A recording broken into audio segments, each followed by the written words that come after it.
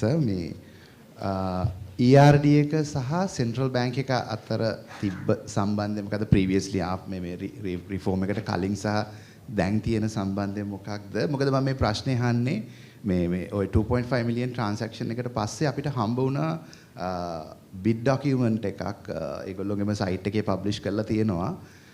ඒගොල්ලෝ පාවිච්චි කරමින් කියන්නේ data migration එකක් රික්වෙස්ට් කරලා තියෙනවා ඒ solution provider ගෙන් 2016 exchange server එකක් තමයි ඒගොල්ලෝ email server එක විදිහට පාවිච්චි කරලා තිබුණේ. ඒක 2020 දිම outdated. ඒතකොට අපිට හොයාගන්න ඕනේ ඇත්තටම කවුද මේකේ accountability part එක කොහෙටද යන්නේ කියලා. ඒ ඉඳලා මට පුළුවන් නම් පැහැදිලි කරන්න මේ සෙන්ට්‍රල් බැංක් එක සහ ERD එක අතර තියෙන සම්බන්ධය. ඊට පස්සේ ආයි අහන්න හම්බුණා මේ ERD එක මේ අදාළ ට්‍රාන්සැක්ෂන් එකටත් ලොකු අදාළතාවයක් නැහැ වගේ එකක්.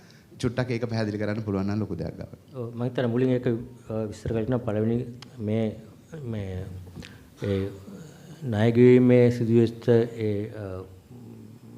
ඒ ෆ්‍රෝඩ් එක සම්බන්ධයෙන් අත් වශයෙන්ම කියන්න තියෙන්නේ මුලින්ම මහ බැංකුවේ රෝල් එක, පබ්ලික් ඩෙට් ඩිපාර්ට්මන්ට් එකේ රෝල් එක, PDM එකේ දැන් අලුත් එක සහ ERD කියන්නේ එක්ස්ටර්නල් රිසර්ච් ඩිපාර්ට්මන්ට්.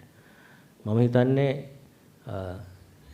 මේක අත් වශයෙන්ම මුදල් අමාත්‍යාංශය යටතේ ඇති ආයතනය තුල සිදුවෙච්ච සිද්ධියක්.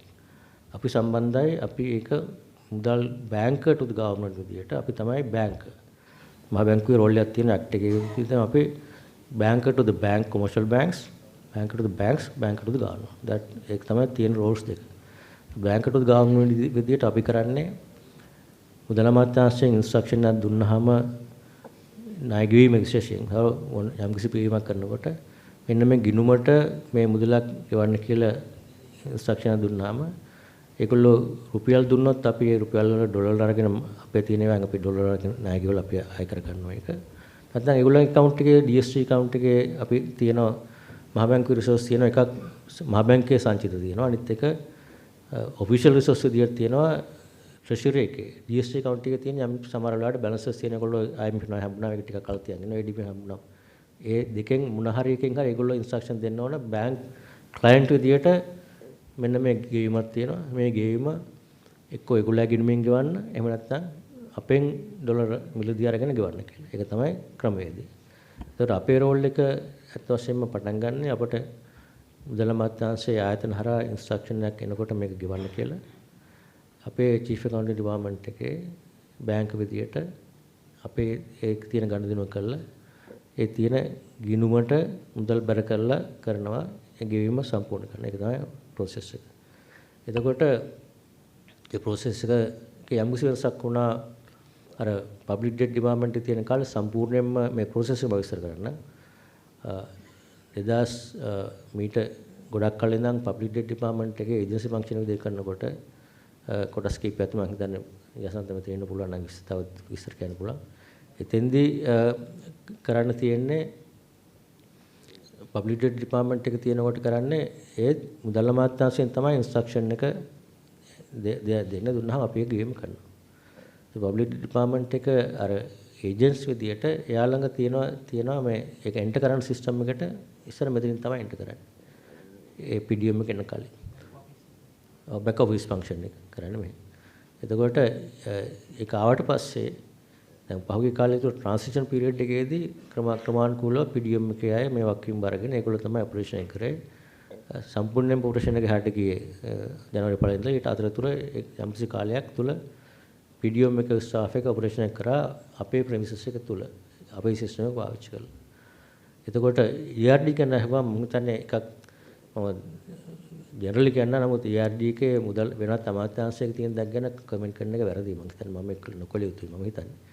මොකද එතනම කොහොමද තියෙන සිස්ටම් එක මොකද්ද කියන එක මම දන්නේ නැහැ මට කියන්නත් බෑ. ගන්න නමුත් ක්‍රමවේදය තමයි එක්ස්ටර්නල් රිසර්ච් ඩිපාර්ට්මන්ට් එක තමයි හැමතිස්සම පිටරට කවුන්ටර් පාටි. ඒ කියන්නේ ණයක් ගන්න ඔෆිෂල් ක්‍රෙඩිට් කෙනෙක් විශේෂයෙන් ඒගොල්ලත් ණය ගන්නකොට ඒගොල්ලත් ඒ ගිවිසුම අස්සම් කරන්නේ ඒගොල්ලෝ. ගිවිසුම තමයි අන්තර්ගත වෙන්නේ මොනවාද ගිණුම් අංකය. ණය රිසර්ච් කරාට පස්සේ අලුත් ගිණුම් අංක දුන්නා ඒගොල්ලන්ගේ තමයි ඉතුරු තියෙන්නේ. එතකොට ඒගොල්ලෝ ක්‍රමවේදය තුල මම දන්න විදිහට එක්ස්ටර්නල් රිසර්ච් ඩිපාර්ට්මන්ට් එකට එනවා ඒ ණය දීපු ආයතනය මෙන්න මේ ගිණුමට ගෙවන්න කියලා. ඒතකොට ඒ ගිණුම එවුවාම මේක PDM එකට දෙනවා. PDM එකෙන් ඉන්ස්ට්‍රක්ෂන් දුන්නාම අපි බැංක විදිහට ගෙවීම කරනවා. ඒක තමයි ක්‍රමවේදය තියෙන්නේ. ඒතර යතරතුර ඒගොල්ලෝ සිස්ටම් වෙනස් කරන්නද කියන එක ගැන මම කියන්න අමාරු ඒක කියන අපි දන්නවා. අපි දන්න විදිහට මේ වෙනකම්ම ඒ පහුගිය කාලය තුළ ට්‍රාන්සිෂන් එකේදී ගේම්ස් පීම් කරේ අපේ තියෙන සිස්ටම් එක හරහා තමයි ගේම් පීම් කරේ. නමුත් ඒ අය තමයි ඔතොරයිසේෂන් එක ඩේටා එන්ටර් කරන ඒවා ඒ ඔක්කොම කරලා තියෙන්නේ. ඒතර ERD එක කියන්නේ බ්‍රෝඩ්ලි ගත්තාම ERD එක තමයි පිටරට ඉන්න ණය දෙන පාර්ශවයත් එක්ක ගනුදෙනු කරන පාර්ශවය. PDM කියන්නේ overall public debt domestic and foreign දෙකම ගෙවීම් කරනකොට සම්බන්ධන ආයතනය. ඉස්සර PDD එක දැන් PDM එක. ඒතකොට එතෙන්දී තව යම් මම හිතන්නේ දැන් මෑතක තව වෙනස්කම් රාශියක් වෙලා තියෙන කියලා අපට. අත් වශයෙන් මේ සිද්ධියෙන් පස්සේ අපි මුදලමත් තාම ළඟින් කටයුතු කරනවා කොහොමද මේ ක්‍රමය තව ශක්තිමත් කරන්න පුළුවන් අපේ තියෙන පළපුරුද්ද දැනීම පාවිච්චි කරලා මේ දෙයක් ඉදිරියට නොයීමට අවශ්‍ය කටයුතු අපි වැඩ කරගෙන යනවා ඊටම සහභාගී. සර් එක ෆලෝ අප් ක්වෙස්චන් එකක්. ඒකේ සෙන්ට්‍රල් බැංක් එක කොහෙදි හරි ආපහු සැරයක් ඒ කියන්නේ ක්‍රොස් චෙක් කරන හරි මොකක් හරි එහෙම වගකීමක් එනවද සෙන්ට්‍රල් බැංක් එකට? නෑ මෙහෙම නෑ. දැන් අපි කියමු සරල උදාහරණයක් තමයි ඔබතුමාගේ බැංකු account එකට බැංකුවට ඉන්ස්ට්‍රක්ෂන් දෙනකොට මගේ ගිණුමෙන් ආවලා ගිණුමට ගෙවන්න කියලා. බැංකුවට තියෙන එකම දේ තමයි මේ ගිණුම් අංකය හරිනම් සිස්ටම් එකෙන් යනවනම් ගේම් කරන එක තමයි ඒගොල්ලන් කරන්නේ. එතකොට එතනින් එහාට බැංකුවට අයිතියක් නැහැ ඔබතුමා කියපු ඉන්ස්ට්‍රක්ෂන් එක වෙනස් කරන්න. අපිත් බැංක විදියට අපිට දෙන ඉන්ස්ට්‍රක්ෂන් එක වෙනස් කිරීමට බැංක විදියට අයිතියක් නැහැ. ගෙවීම කරාට පස්සේ ගෙවීම සිද්ධ එම්ම ඉන්ස්ට්‍රක්ෂන් එක යනවා. එතකොට අනිත් පැත්තෙන් ගෙවීම ගුණා නැද්ද කියන එක ස්ටේට්මන්ට් එක බලන එක ඒ ස්ටේට්මන්ට් ඇක්සස් සපෝට් නැහැ. මොකද ඒක තියෙන්නේ අර ඒ අපි ඕස්ට්‍රේලියාව ගිණුම නම් ඕස්ට්‍රේලියාවේ බැංක් ඒ ස්ටේට්මන්ට් එක තියෙන ඒ ආයතනයට ඒක ලැබෙන්න ඕන. මුදල් අමාත්‍යාංශයේ ක්ලයන්ට් දැන් ඔබතුමාගේ ස්ටේට්මන්ට් එකට තියෙන ගෙවීමක් කරාම ස්ටේට්මන්ට් එක ඔන්ලයින් ගිහිල්ලා හරි නැත්තම් බලනවා මේක ගිහිල්ලා නැද්ද කියන එක. ගියේ නැත්තම් ඔබතුමා ඒක රේස් කරනවා. ගියොත් ඒක ප්‍රශ්න නැහැ. ඒතර ඒ වගේ තමයි එහෙම අපෙන් එහෙම ඉන්ස්ට්‍රක්ෂන් දුන්නාම පේමන්ට් එක ගියේ නැත්තම් වැරදි account එක නම්බරයක් දුනොත් සමහරට ඒක බවුන්ස් බෑක් වුණොත් අපි කියනවා ක්ලයන්ට් මෙන්න මේක. දැන් අපි බැංකුවකම ගියත් බවුන්ස් බෑක් වුණොත් මේක එනෝනේ. දැන් නම් ඔන්ලයින් එකට එනවා මෙන්න මේක පේමන්ට් එක ගියේ නැහැ කියලා. ඒ වගේ ක්‍රමවේදයක් තියෙනවා. පේමන්ට් එක ගියොත් ගියාට පස්සේ ස්ටේට්මන්ට් එක රිෆ්ලෙක්ට් කරනවා ගියා කියන්නේ. අධිපතිතුමා පොඩි පැහැදිලි කිරීමක් කරන්න මම හිතන්නේ ERD කියලා පොඩි පැහැදිලිවක් කරන්න ERD කියන එක අර External Resources Department of the Ministry of Finance. මෙතන ERD කියන්නේ මේ doctor පද්වේරිය Economic Research Department of the Mass Central Bank.